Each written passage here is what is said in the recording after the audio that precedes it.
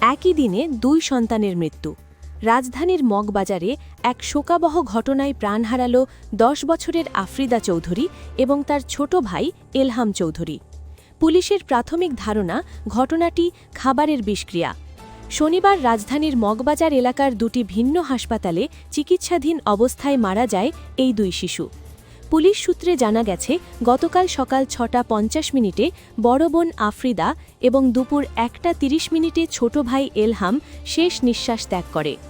হাতিরঝিল থানার ভারপ্রাপ্ত কর্মকর্তা ওসি গোলাম মর্তুজা জানিয়েছেন, শিশু দুটির পাশাপাশি তাদের মা সাইদা জাকাওয়াত এবং বাবা মুসলেউদ্দিনও হঠাৎ অসুস্থ হয়ে পড়েন। পুরো পরিবারই বমি করতে শুরু করলে দ্রুত তাদের হাসপাতালে নেওয়া হয়।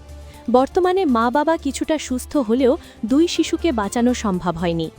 পুলিশ প্রাথমিকভাবে একে ফুড পয়জনিং বা খাবারের বিষক্রিয়া মনে করলেও অন্য কোনো রহস্য আছে কিনা তা খতিয়ে দেখছে।